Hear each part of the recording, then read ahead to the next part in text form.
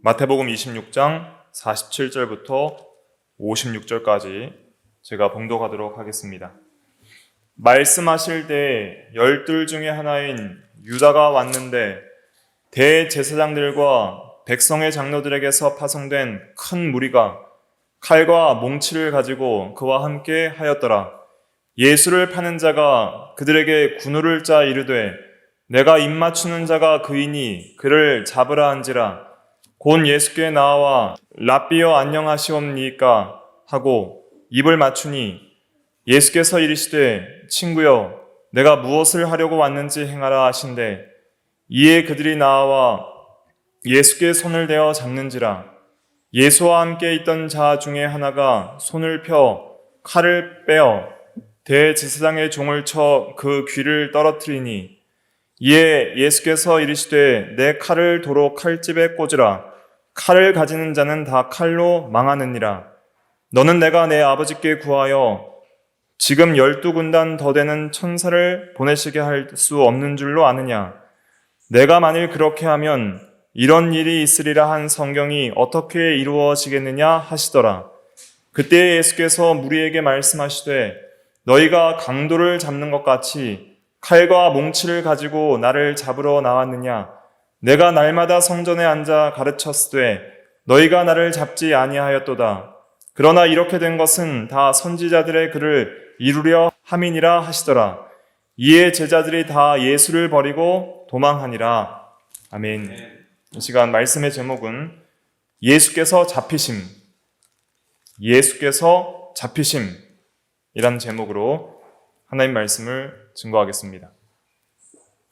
예수님께서 이제 십자가에 달리시기 하루 전날 밤입니다. 그 밤에 기도하시고 또 잡히시기 위하여 담대하게 나아가셨습니다. 그 전절에 보면 46절에 보면 일어나자 함께 가보자 나를 파는 자가 가까이 왔느니라 그랬습니다. 예수님께서는 이미 유다와 또 대제사장들에게서 파송된 큰 무리가 예수를 잡으러 오시는 줄 아시고 도망가는 것이 아니라 오히려 그쪽으로 힘있게 담대하게 나아갔습니다. 예수님께서는 기도를 마치시고 고난을 받으시고 죽으시기 위해서 담대히 앞으로 나아가신 것입니다. 그래서 이 고난은 자발적인 고난이었어요.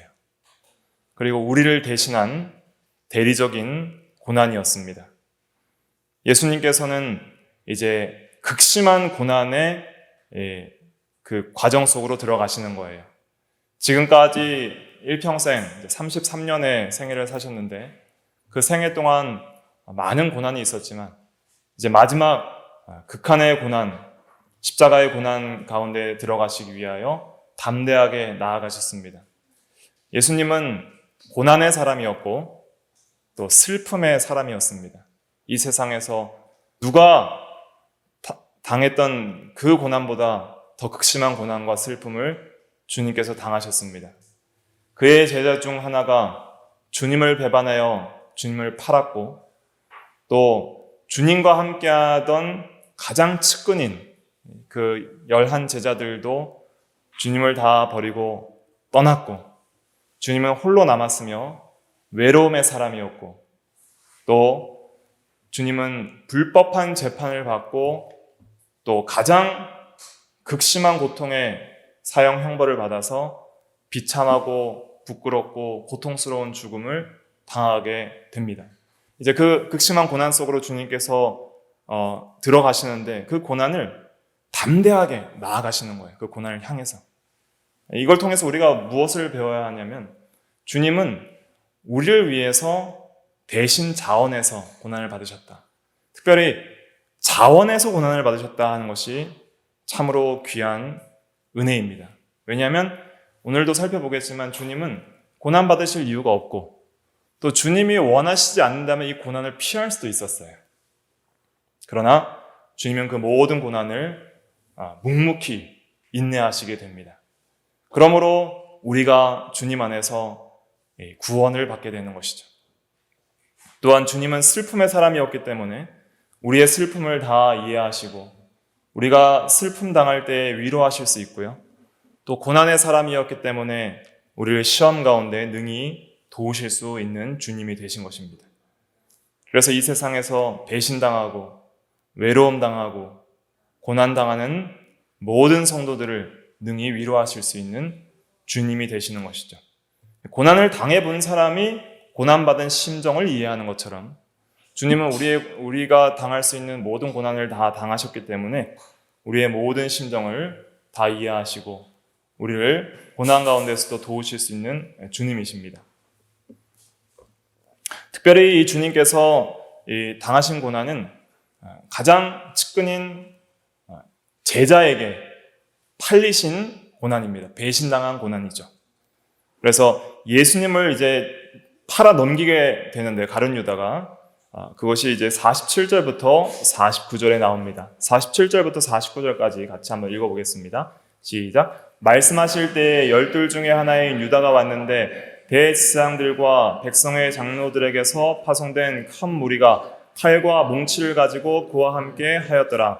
예수를 파는 자가 그들에게 군호를 짜 이르되 내가 입맞추는 자가 그이니 그를 잡으라 한지라. 본 예수께 나와 랍비여 안녕하시옵니까 하고 입을 맞추니. 네. 예수님과 다른 제자들이 겟세마네 동산에서 기도할 때에 성찬식 가운데서 잠깐 먼저 자리를 비운 가룟 유다는 대제사장들과 그들에게서 파송된 큰 무리를 데리고 칼과 멍치로 무장하게 한 다음에 이제 예수님께서 습관을 따라 겟세마네 동산에서 기도하시는 것을 알고 있었기 때문에 가룟 유다는 예수님께서 어디서 기도하실지를 알고 그 장소인 감람산 겟세마네 동산을 찾아 그 밤에 이제 무리들과 함께 온 것입니다. 올 때에 밤이기 때문에 그 당시에는 이렇게 조명이 밝지 않기 때문에 달빛이나 별빛에 의존해서 사람의 얼굴을 인식하기 때문에 그 밤에 군병들이 예수님의 얼굴을 잘 모를 수도 있고 밤이기 때문에 예수님의 얼굴이 더 식별하기가 어렵기 때문에 이 가룟 유다는 이 군호를 짰습니다. 그래서 내가 주님께 입을 맞출 것인데 입 맞추는 자가 예수니 그를 잡으라. 왜냐하면 혹시 실수로 다른 제자를 잡을 수도 있잖아요.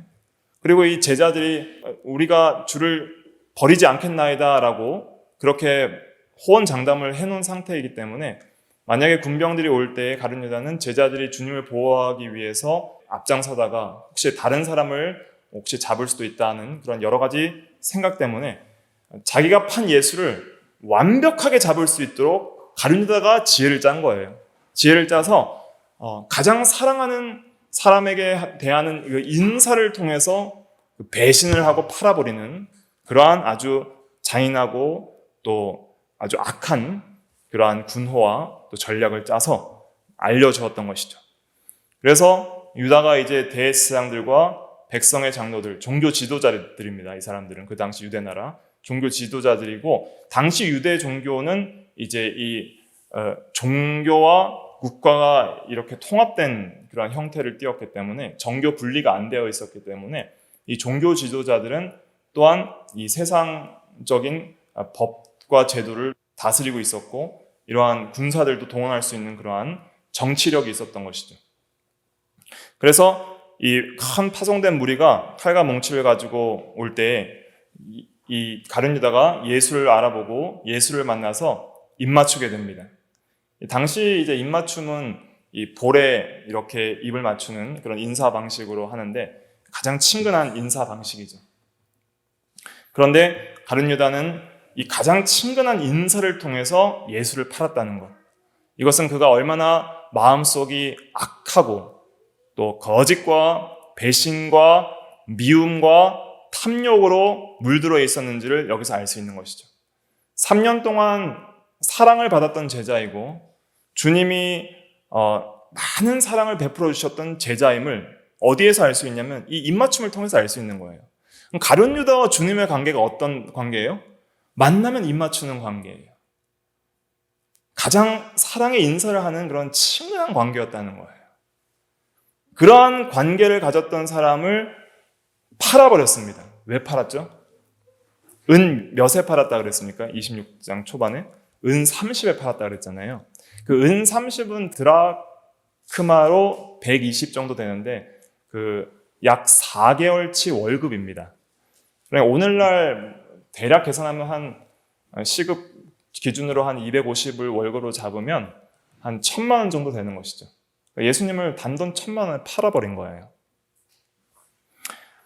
가룟 유다는 도둑이라 돈꾀를 맡은 자로서 그것을 훔쳐가는 도둑이었고 돈에 대한 욕심이 가득했던 사람입니다. 돈에 대한 욕심이 가득한 사람은 돈을 사랑하면 일만하게 뿌리가 된다 그랬는데 디모데전서 6장에 보면 10절에 돈 사랑을 하는 사람들의 특징은 그것이 커지면서 어떤 욕심으로 번지냐면 이 명예 권력욕으로 가요. 돈 욕심은 항상 명예 권력욕으로 가게 되어 있습니다. 그래서 예수님께서 앞으로 이 세상에서 정치적 메시아로서 로마를 대항하여 반란을 일으키고 왕이 되면 앞으로 그 예수님 밑에서 중요한 요직을 차지하고 또 이런 그 나라의 재정을 맡을 수 있는 그런 강력한 권력을 가질 거라는 그런 꿈이 있었을 거예요. 그런데 예수님께서 며칠 전에 마리아가 향유 옥합을 부을 때 그것을 왜 허비하느냐라고 가룟 유다가 질책할 때 예수님께서 그것을 책망하시고 이것은 나의 장래를 위한 것이다 이렇게 말씀하시면서 이 일은 참으로 잘하였도다 이렇게 말씀하실 때에 가룟 유다가 책망을 받았죠. 책망을 받으시면서 또 주님께서 뭘 말씀하셨죠? 장래를 말씀하셨죠. 죽을 것이다. 그러니까 그 책망에 대한 반감도 생겼을 뿐만 아니라 예수님께서 정치적 메시아로서 반란은 일으키지 않고 계속 죽는 얘기만 하시니까 앞으로 이 권력에 대한 소망이 끊어져 버리니까 오히려 실망감 가운데 예수님을 이제 더욱더 미워하고 예수님에 대한 큰 반감을 가지고 그 다음에 돈의 욕심을 가지고 예수님을 팔게 된 것입니다. 정리를 하면 돈욕심, 또 정치적 메시아로서 반란을 일으키지 않는 것에 대한 실망과 책망에 대한 반감, 이 모든 것들이 복합해서 이제 가룟 유다가 예수님을 팔게 되는 거예요. 그럴 때 이 가룟 유다는 아주 거짓되고 위선적인 방법으로 예수님을 팔았습니다. 거짓말 중에 가장 악한 거짓말, 이런 거짓말도 없는 거예요. 가장 사랑하는 사람을 속여서 팔아 넘기는 이런 거짓말. 원수를 속인 것도 아니고 가장 친근한 인사법으로 가장 귀하신 주님을 속여서 판 이 거짓말은 참으로 악한 거짓말이요 또 죄라고 할 수가 있겠습니다. 그래서 우리가 이 교훈을 통해서 이 거짓말을 하지 않는 것이 얼마나 중요한 것인가를 깨닫게 됩니다. 거짓말을 하는 사람들의 특징은 무엇일까요? 왜 사람들이 거짓말을 할까요? 거짓말을 하는 사람들의 특징은 첫 번째가 욕심 때문에 거짓말을 합니다. 욕심을 이루기 위해서 거짓말을 합니다. 또 두 번째는 범죄한 것을 덮으려고 거짓말을 하는 것이죠. 크게 두 가지예요. 욕심을 품기 때문에 거짓말을 하고 또 죄를 지은 것을 덮으려고 거짓말을 하죠. 그래서 사기를 치고 또 죄를 지은 것을 안 했다고 부인하는 그러한 거짓말들을 하게 됩니다. 근데 가장 근본적인 거짓말을 하는 이유는 무엇이냐면 진리가 그 속에 없기 때문이에요. 하나님의 말씀이 그 속에 역사하지 않고 하나님이 함께하지 않으면 항상 우리는 거짓된 사람이 된다는 것을 깨달아야 됩니다. 우리 한번 한 구절 찾아볼까요? 요한복음 8장 44절. 요한복음 8장 44절. 같이 한번 읽어볼까요? 시작. 너희는 너희 아비 마귀에게서 났으니 너희 아비의 욕심대로 너희도 행하고자 하느니라. 그는 처음부터 살인한 자요 진리가 그 속에 없으므로 진리에 서지 못하고 거짓을 말할 때마다 제 것으로 말하나니 이는 그가 거짓말쟁이요 거짓의 아비가 되었습니다. 우리가 거짓말을 할 때 마귀의 본성을 따라 행한다는 것을 깨달아야 됩니다. 욕심대로 마귀는 행한다 그랬죠. 욕심을 따라 행할 때 거짓말을 하게 되고요. 그 다음에 진리가 그 속에 없으므로 진리에 서지 못하고 거짓을 말한다 그랬습니다. 그래서 우리가 거짓말을 하지 않고 진실한 사람이 되려면 진리의 말씀이 그 속에 있게 해야 됩니다. 항상 하나님의 말씀을 우리 마음속에 간직해야 됩니다. 특별히 우리 십계명에도 보면 거짓말하지 말라는 말씀이 있잖아요. 9계명에. 그 말씀도 간직할 뿐 아니라 항상 하나님이 우리의 마음을 감찰하신다, 지켜보신다. 항상 하나님께서 우리와 함께 하시고 우리는 하나님의 자녀고 우리는 빛의 자녀다라는 정체성이 있어야 되는 거예요. 빛의 열매는 모든 착함과 의로움과 뭐라 그랬어요? 진실함이라 그랬잖아요. 그래서 내가 하나님의 자녀고 하나님이 나와 함께 하시고 주님이 나의 마음을 항상 보시고 하나님 앞에 내가 산다는 그러한 생각이 있으면 사람들이 보나 안 보나 거짓말하지 않고 살아갈 수가 있는 것이죠. 또 진리가 그 속에 역사를 해야 마음이 변화됩니다. 하나님의 말씀은 이것이 진리인 증거가 무엇이냐면 믿는 자 속에서 역사한다 그랬어요. 믿는 자 속에서 진리가 역사하면 그 마음이 변화되고 새로운 심령이 되고 진실한 마음이 되고 거짓을 미워하는 사람이 되는 것이죠. 그래서 진실한 사람이 되는 것이 참된 성도입니다. 우리가 진실하기를 원해야 됩니다. 그래서 항상 욕심을 버리고 진실하게 살기를 힘써야 될 뿐 아니라 내가 혹시 죄를 짓거나 잘못을 할 때에는 진실하게 회개하는 그러한 사람이 되어야 됩니다. 하나님 앞에 진실하게 회개하고 사람에게 잘못한 것이 있으면 진실하게 잘못했다고 용서를 구하는 것이 그것이 바르게 행하는 것입니다. 자기의 잘못을 숨기고 또 욕심을 성취하기 위해서 악행을 행하고 거짓말을 하는 것은 진리의 사람이 아닌 것이죠. 그래서 가룟 유다를 가리켜서 예수님께서 요한복음 6장 70절에 너희 중에 한 사람은 마귀니라 이렇게 말씀하셨습니다. 그것은 마귀의 본성을 따라 행한다는 것이죠. 우리가 이걸 기억해야 됩니다. 내가 거짓말을 행하고 욕심을 따라 살 때 또 마귀는 살인자라 그랬잖아요. 살인자는 미워하는 마음을 또 포함하는 것이죠. 누구를 강렬하게 미워하고 욕심을 품고 거짓을 말할 때는 우리가 누구를 따라 사는 거예요? 마귀를 따라 사는 것입니다. 마귀의 본성을 따라 사는 것입니다. 그래서 이것을 우리가 두려워할 줄 알아야 됩니다. 예수님께서는 계속 가룟 유다에게 기회를 주고 계십니다. 그 마귀의 종로를 타면서 거짓으로 자기를 팔아 넘기는 그 순간 속에서도 예수님은 가룟 유다를 욕하지 않으셨어요. 이 배신자야, 이 배은망덕한 자야, 마귀의 자식아 이렇게 욕하지 않고 뭐라고 말씀하셨어요? 친구요, 친구요. 가장 친근한 목소리로 그 친구에게 하는 그러한 호칭을 써주셨습니다. 이것을 통해서 네 마음속에 나를 미워하는 마음, 이유 없이 나를 미워하는 마음, 욕심으로 나를 미워하는 마음이 가득하여 거짓으로 나를 팔려하는 그 마음을 회개하고 참으로 내가 끝까지 너를 사랑하는 것을 알고 돌이켜라 라는 기회를 주신 것이죠. 또 누가복음에 보면 네가 입맞춤으로 나를 파느냐? 이 말씀도 하셨어요. 다 파는 것도 알려주셨어요. 네가 지금 나를 입맞춤으로 파느냐? 이렇게 가장 친근한 인사로 나를 파느냐? 친구야, 네가 무엇을 하려고 하는지 행하라. 여기서 또 무엇을 하려고 왔는지 행하라 할 때 굉장히 중의적이죠. 뭘 행하는지는 확실히 말씀을 안 해주신 거예요. 그래서 팔려고 하는 것을 행하라는 의미도 있고 마지막 기회를 주신 것이죠. 네가 만약 회개하고 돌이키려면 돌이켜라 하는 기회도 있는데 그러나 가룟 유다는 자기의 본성, 무엇을 하려고 하는지 그것을 따라서 행한 거예요. 끝까지. 그래서 회개하지 않고 끝까지 예수를 팔았습니다. 그래서 예수님은 잡히게 된 것이죠. 이것을 통해서 우리는 예수님이 얼마나 사랑과 긍휼과 인내가 풍성한지를 알게 됩니다. 예수님은 엄격한 분이 아니었어요.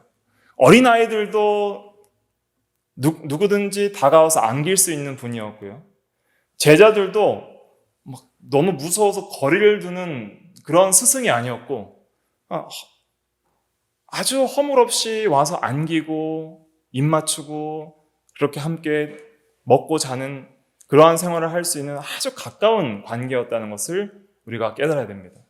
특히 그 요한 사도는 주께서 사랑하시는 제자라는 표현을 쓰면서 요한 사도는 그 성찬식 때 주의 품에 안기어서 누워 있었어요. 그 정도로 주님이 제자들을 가까이 하셨다. 정말 몸에 품을 정도로 가까이 하셨다는 것을 통해서 주님이 얼마나 사랑의 선생님이었는지를 우리가 기억을 할 필요가 있습니다. 두려워서 가까이 못할 존재가 아니었다는 거예요. 그걸 통해서 우리가 오늘날도 깨달을 수 있는 것은 무엇이냐면 우리가 언제든지 주님께 안길 수 있고 주님께 가까이 할 수 있고 주님께 나아갈 수 있다는 것이죠. 우리가 때론 비록 우리의 욕심을 따라 죄를 짓고 거짓말을 하고 하나님을 기쁘시게 못한다 할지라도 우리가 진실한 마음으로 주님을 의지하고 회개하고 다시 한번 주님의 은혜와 사랑을 구하면서 주여 죄인을 용서하여 주시옵소서, 주여 내가 주님께 회개하고 돌이키나이다 라고 기도하면 주님은 언제든지 손을 벌려 우리를 안아주시고 우리를 품어주시는 사랑과 긍휼이 풍성하신 주님이라는 것을 우리는 깨달아야 됩니다. 가룟 유다는 마지막 기회까지 잃어버리는 거예요. 그러나 우리는 그렇게 하지 말아야 된다는 것을 여기서 배울 수 있는 것이죠. 우리가 죄 가운데 그 악한 마음을 품고 끝까지 주님을 배반하고 나갈 것이 아니라 회개하고 돌이켜서 오히려 주님께 돌아가는 그러한 신앙이 필요하다는 것을 다시 한번 깨닫게 됩니다. 그리고 주님은 이렇게 사랑이 풍성하신 주님이라는 것을 우리가 깊이 있게 이해하고 늘 주님께 가까이 나아가는 우리의 신앙이 되어야 되겠습니다. 특별히 그들 중에 한 사람이 이 대제사장의 종을 공격을 했습니다. 51절부터 52절 같이 한번 읽어볼게요. 시작. 예수와 함께 있던 자 중에 하나가 손을 펴 칼을 빼어 대제사장의 종을 쳐 그 귀를 떨어뜨리니 이에 예수께서 이르시되 내 칼을 도로 칼집에 꽂으라. 칼을 가지는 자는 다 칼로 망하느니라. 예수와 함께 있던 자 중에 이제 누가복음에 보면, 다른 성경에 보면 우리가 그들을 치리까 그랬습니다. 큰 무리가 왔죠. 근데 예수님과 함께한 제자들은 11제자들밖에 안 돼요. 근데 이 제자들이 주님을 지키기 위해서 맞서서 싸우려고 했습니다. 근데 예수님께서 우리가 칠까요? 할 때 예수님께서 대답을 안 하셨어요. 그런데 여기서 친 사람은 누구냐면 요한복음 18장에 보면은 10절에 베드로가 칼을 가졌다 그랬고 베드로가 치게 됩니다. 예수님께서 명령하시지도 않는데 성급한 성격을 가졌던 베드로는 예수님의 말이 떨어지기도 전에 대제사장의 종을 죽이려고 친 거예요. 근데 이 오른쪽 귀가 떨어졌다고 그랬거든요. 요한복음 18장 10절에 그 말고라는 사람의 귀가 떨어졌는데 귀를 베려고 친 게 아니라 죽이려고 친 거예요. 목을 치든지 죽이려고 쳤는데 그게 빗나가서 귀를 맞은 것이죠. 그래서 귀가 떨어졌습니다. 그때 예수님께서 그 말고의 귀를 잡아서 도로 붙여주셨어요. 누가복음 22장 51절에 그 귀를 만져 낫게 하시니라 그랬습니다. 그러면서 베드로를 책망하셨습니다. 내 칼을 도로 칼집에 꽂으라. 칼을 가지는 자는 다 칼로 망하느니라는 중요한 명언을 남겨주셨습니다. 이 말씀은 어떤 의미냐면 무력을 쓰는 자는 무력으로 망할 수밖에 없다는 것을 가르쳐주는 것이죠. 이것은 우리가 정당하게 쓸 수 있는 무력을 부인하는 그런 말씀은 아닙니다. 우리가 정당 방위가 있잖아요. 악한 자들이 우리의 생명과 가족을 위협할 때 우리는 방어할 수 있는 권리가 있습니다. 합법적인 것이죠. 또 원수 나라가 우리를 약탈하기 위해서 쳐들어올 때 우리는 칼을 사용해서 전쟁을 하고 막아야 될 그런 의무가 있고 그것은 정당한 의무고 정당한 살인입니다. 그러나 우리가 일반적으로 우리의 욕심과 또 시기와 미움을 가지고 칼을 사용하는 자들은 그 칼로 망하게 되는 것을 볼 수가 있습니다. 모든 역사가 이것을 증거하고 또 서로 원수되는 관계들 속에서 이러한 것들이 증명이 되는 것이죠. 그래서 일반적으로 우리는 칼을 쓰면 칼로 망한다는 것을 우리가 기억해야 할 것이고 특별히 여기서 이 말씀을 하신 중요한 의미는 무엇이냐면 복음은 무력으로 전파되는 것이 아니라는 거예요. 복음은 다른 사람을 죽임으로써가 아니라 자기가 죽음으로써 전파되는 것이다 하는 것을 가르쳐 주시는 것입니다. 또 복음은 은혜로 전파되는 것입니다. 복음은 또 자원하여 믿는 것입니다. 그래서 과거에도 칼로 믿게 만든 때도 있었어요. 중세시대 때나 종교개혁시대 때 보면은 다른 그 교회의 교리를 따르지 않으면 죽여버리는 거예요. 마녀 사냥이라는 걸 했잖아요. 이단자들을 죽이고 그 교황이나 교회의 가르침을 따르지 않는 사람들은 감옥에 가두거나 죽이는 때가 있었어요. 그래서 무력으로 그 교회의 교리를 믿게 했던 것이죠. 그것도 잘못된 것이고, 또 억지로 사람들을 믿게 하려는 그러한 일들, 그런 것은 참된 은혜의 복음 전파가 아니다 하는 것을 가르쳐 주시는 것이죠. 복음은 그 은혜로 전파되는 것이고 또 자원하는 심령으로 믿는 것입니다. 내가 예수 그리스도의 십자가의 구속의 은혜에 감격해서 믿는 거예요. 억지로 나오는 게 아니에요. 우리 예배 가운데 나올 때에도 억지로 나오는 그러한 마음이 아니라 정말 자원하여 나올 때에 참된 은혜 속에 거할 수가 있는 것입니다. 내 마음이 하나님의 은혜에 감동하고 하나님의 사랑에 감격해서 자원하는 마음으로 하나님 앞에 나와서 예배를 드리고 하나님을 믿는 믿음의 삶을 살아가는 그것이 참된 하나님 나라의 세계입니다. 예수님은 하나님 나라에 들어오라고 칼을 사용하지 않으셨습니다. 오히려 회개하고 복음을 믿어라 라고 모든 사람들에게 복음을 선포하시고 모든 믿는 자들은 자원에서 나오도록 이끄신 것이죠. 지금은 은혜의 시대입니다. 은혜의 시대라는 것은 무엇이냐면 하나님께서 계속 천국 문을 열어놓고 누구든지 자원해서 들어오라고 문을 열어놓은 시대예요. 그 은혜의 시대에는 사람들이 자원해서 나와야 됩니다. 그런데 끝까지 자원해서 나오지 않고 육체의 죽음을 맞거나 예수님 재림 때까지 자원해서 나오지 않는 모든 자들은 마지막 심판 때에 칼로 죽임을 당하게 될 것입니다. 칼로 이 나라를 완성시키는 것은 아니에요. 이것은 은혜의 복음으로 자원하여 하나님의 나라가 서가는 것입니다. 하나님의 나라의 백성들은 하나님을 사랑해서 믿는 자들이고 하나님을 사랑해서 따르는 자들입니다. 억지로 따르는 자들이 아니라는 거예요. 그러나 마지막까지 하나님을 믿지 않고 우리 주 예수 그리스도를 따르지 않는 자들은 마지막 공의로운 심판 때에 이제는 그 행한 대로 보응을 받게 될 것을 우리는 기억을 해야 됩니다. 그래서 이 무력을 사용하지 않는 이 일을 통해서 우리는 자원하는 신앙이 매우 중요하다는 것을 또 배워야 됩니다. 그래서 우리가 싸우는 것은 혈과 육에 대한 싸움이 아니에요. 베드로는 예수 그리스도를 위한다고 칼로 친 거예요. 예수 그리스도를 위해서 죽겠다는 마음을 가지고 있었잖아요. 그러한 마음을 자기 감정으로 실행을 시킨 겁니다. 그래서 어떻게든지 보호하려고 칼로 쳤는데 그것이 예수님의 책망을 받게 되었고 그렇게 하지 말라라고 할 때에 그는 그것을 돌이켰지만은 그러나 그 속에 자원하는 심령이 온전하지 못했기 때문에 예수님을 끝까지 따르지 못했던 것이죠.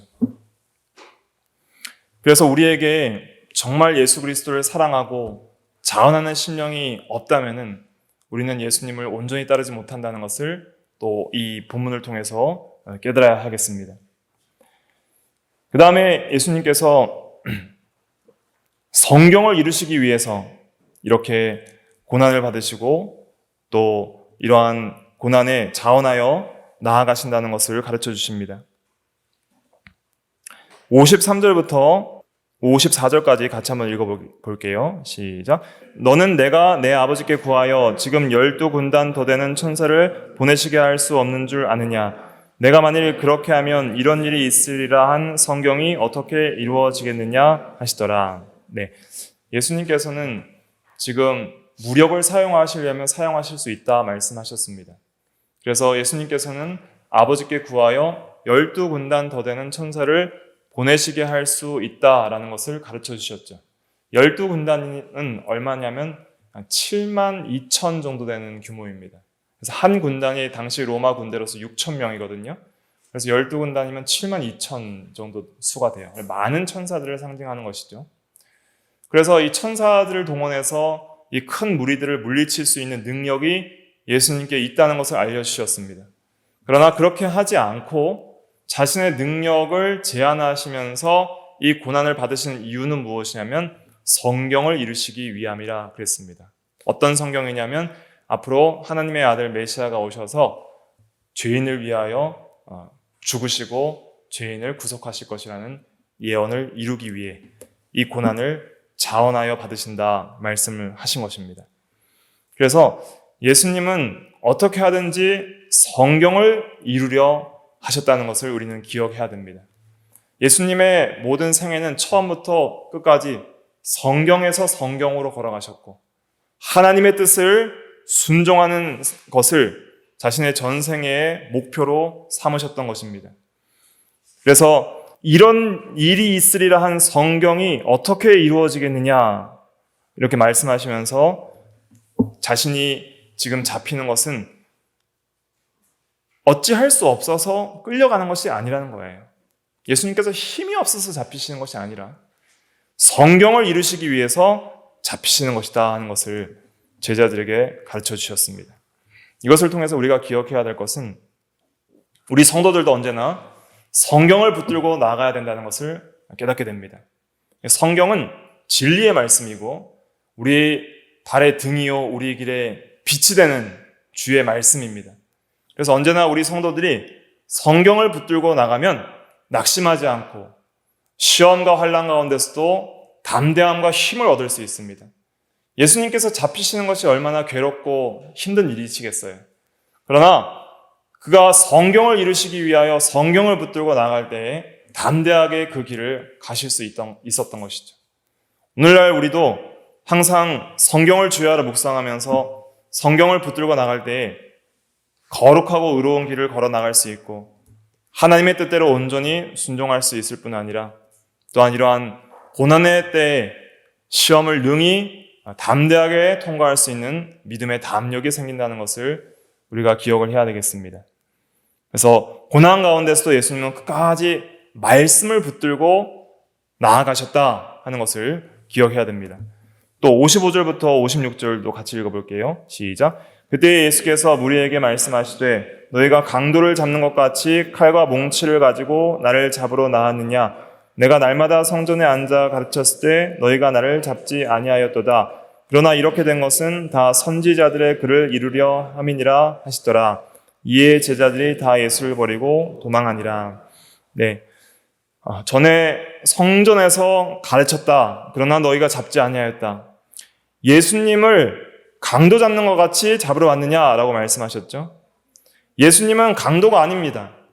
악한 일을 저지른 적도 없고 항상 성전에서 거룩하고 의로운 하나님의 말씀을 가르쳤을 뿐이죠. 그러나 그때 너희는 잡지 아니하였다 그랬습니다. 잡을 그런 이유도 없고 또 무리가 반대하는 것들도 두려워해서 잡지 않았죠. 그러나 지금은 이렇게 잡을 기회가 생겼고 마치 강도를 잡는 것 같이 너희가 나왔는데 그래서 내가 너희들에게 잡히노라. 그러나 이렇게 된 것은 내가 힘이 없거나 또 내가 악하거나 연약해서가 아니라 뭘 이루려 함이라 그랬어요?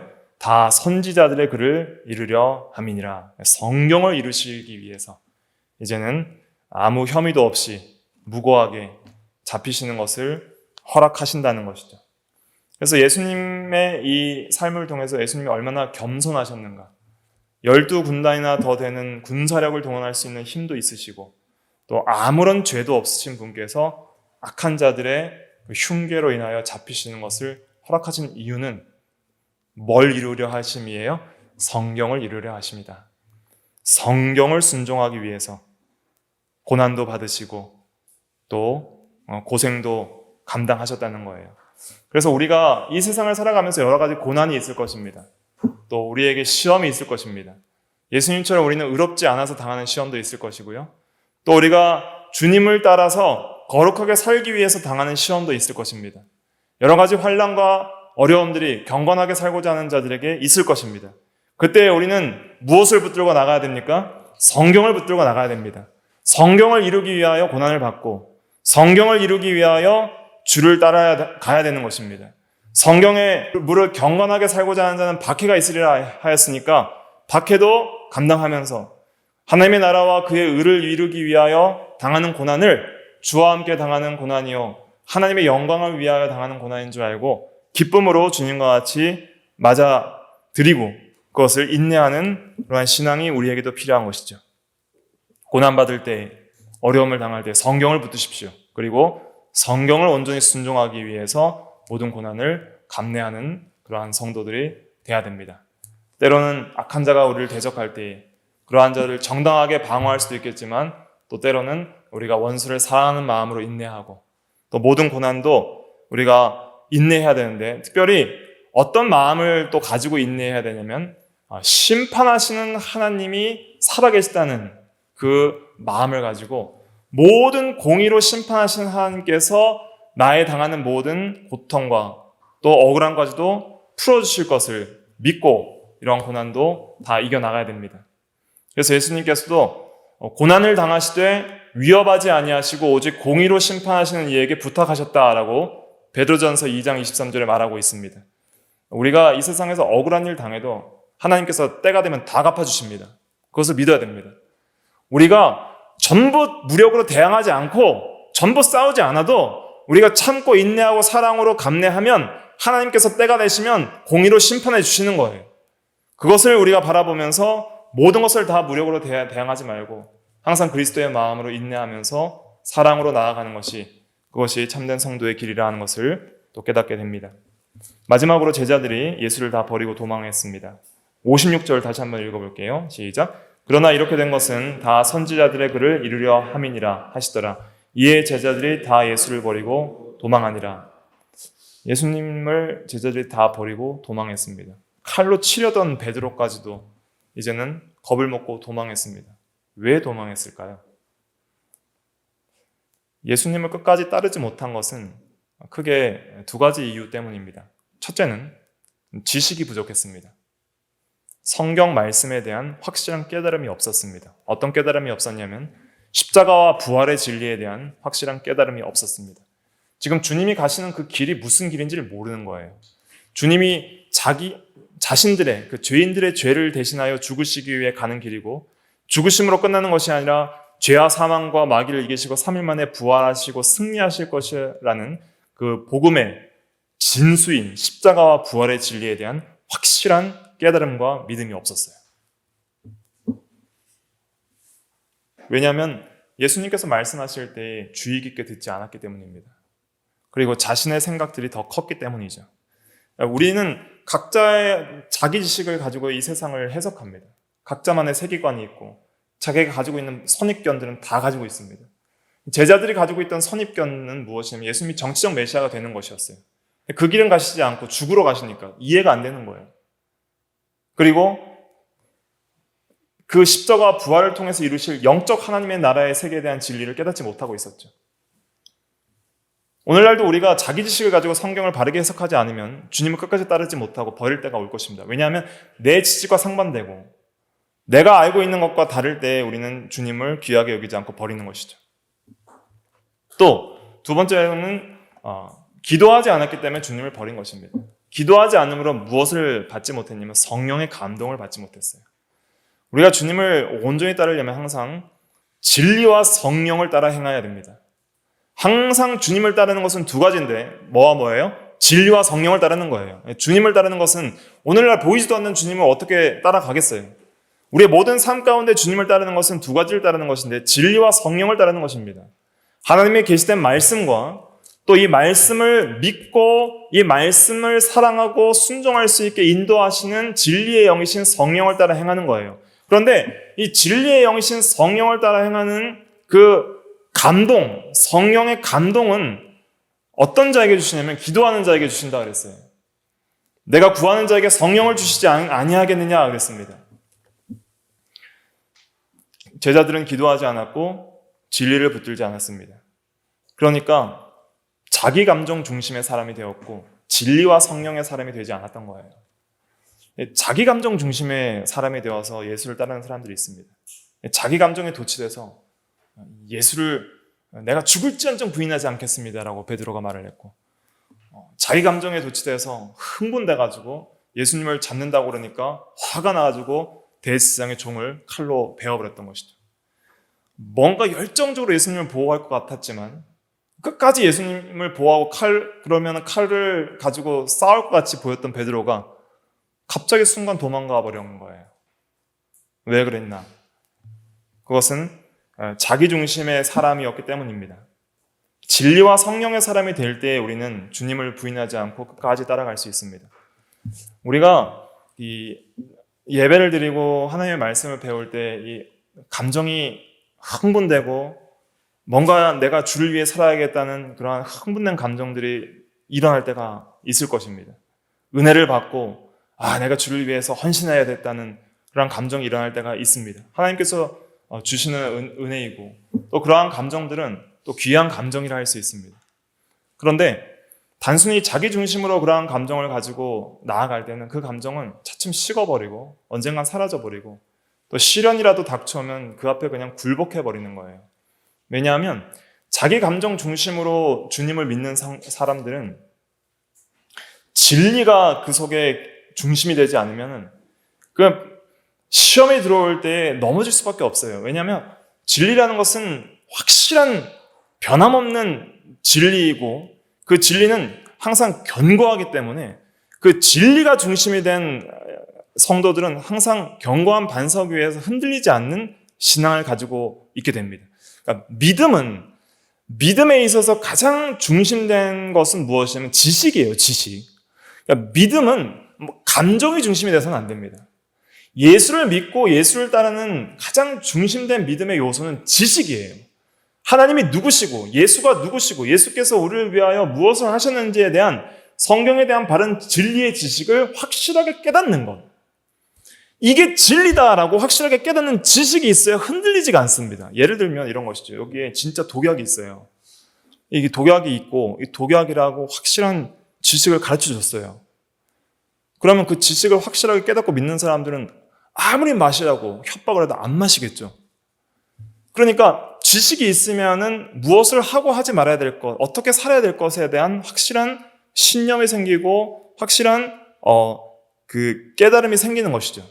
그리고 그것을 따라서 행동할 수 있는 마음과 동기도 나오는 것이죠. 예수님께서 우리의 생명이시고 우리의 구원이시고 우리의 의이시고 우리의 참된 소망이라는 것을 확실하게 붙드는 사람은 그 천하를 줘도 바꾸지 않고 천하가 위협해도 그것을 포기할 수 없는 거예요. 그게 진리의 지식에 대한 깨달음입니다.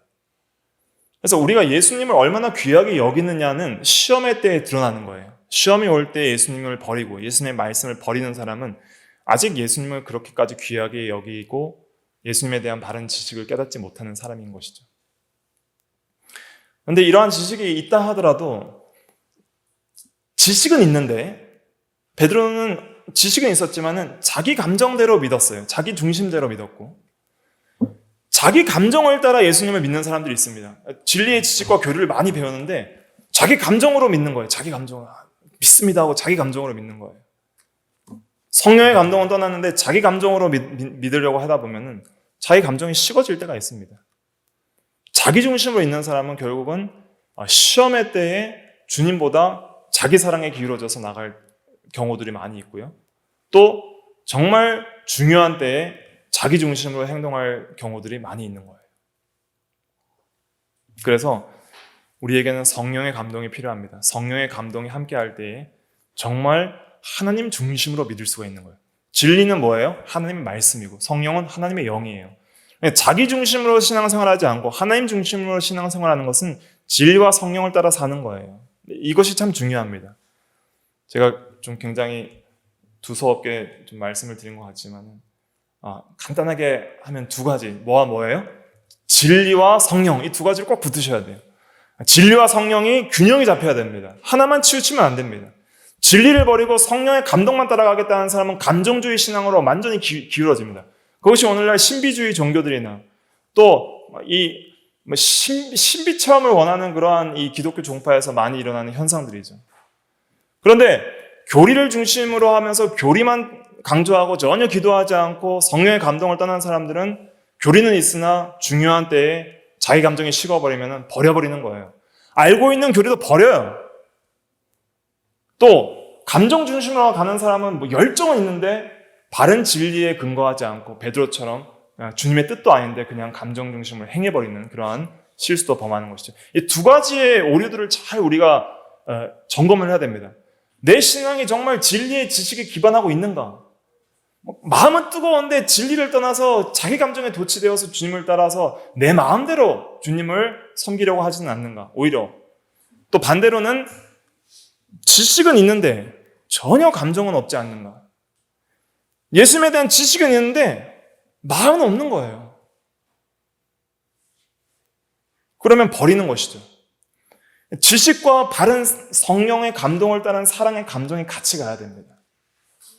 그럴 때 예수님을 제대로 믿고 제대로 따를 수가 있는 것이죠. 이 제자들이 나중에 완전히 변하게 됩니다. 여기서 끝난 게 아니에요. 사도행전 4장에 가서 보시면 이 베드로가 변해서 사도행전 4장 8절에 성령이 충만해서 백성들과 장로들 앞에 예수 그리스도의 부활을 담대하게 증거합니다. 예수께서 죽었다가 살아나셨다. 담대하게 말할 때 그들이 본래 학문 없는 범인으로 알다가 이상하게 여겨서 위협을 해요. 하지만 전하지 말라. 전하면은 너희들을 가만두지 않겠다라고 위협을 할 때 베드로와 요한이 담대하게 사도행전 4장 19절에 뭐라고 대답하냐면 너희 말을 듣는 것이 하나님의 말씀을 듣는 것보다 옳은가 판단하라. 이렇게 말하면서 성령 충만, 말씀 충만으로 나가게 됩니다. 이런 완전히 변화된 이 사람의 이 생활은 어디서 나왔냐면 이 베드로와 요한이라는 사람들이 보혜사 성령 강림 이후에 기도하는 생활을 꾸준히 함으로 성령으로 충만한 생활을 하고 예수 그리스도의 십자가 부활의 진리를 깊이 있게 깨달음으로 말미암아 이루어진 일이에요. 그러니까 우리 성도들은 항상 진리의 말씀을 사랑하고 진리를 깨닫기를 힘써야 됩니다. 예수 믿는 종교는 그냥 맹신하고 피상적인 어떤 자기 생각대로 하나님을 자기 마음대로 그려놓고 내가 상상하는 예수님을 만들어놓고 섬기는 그런 종교가 아닙니다. 반드시 성경에 근거된 진리대로 성경이 무엇을 증거하는지를 우리가 깨달아야 되고 성경을 항상 사랑하고 성경을 가까이 하면서 성경을 따라가기를 힘써야 되고 그 다음에 성경만 많이 공부한다고 되는 것이 아니라 반드시 기도해야 됩니다. 기도하지 않으면 저와 여러분들의 마음은 차갑게 식어버리게 될 것입니다. 너무 차갑게 식어버려서 예수님을 믿지 않는 것처럼 그냥 행동할 때도 나올 것입니다. 정말 중요한 순간에 진리를 버리는 순간들을 경험하게 될 것입니다. 그때 우리는 내가 성령의 감동을 떠나서 성령의 사람이 되지 못했다는 것을 깨닫고 돌이켜야 하는 것이죠. 진리와 성령의 사람이 될 때에 예수를 버리지 않고 끝까지 따라갈 수 있다는 것을 우리가 기억하고 이러한 신앙이 우리에게 있도록 우리가 깨어 말씀과 기도에 힘을 써야 되겠습니다. 기도하겠습니다.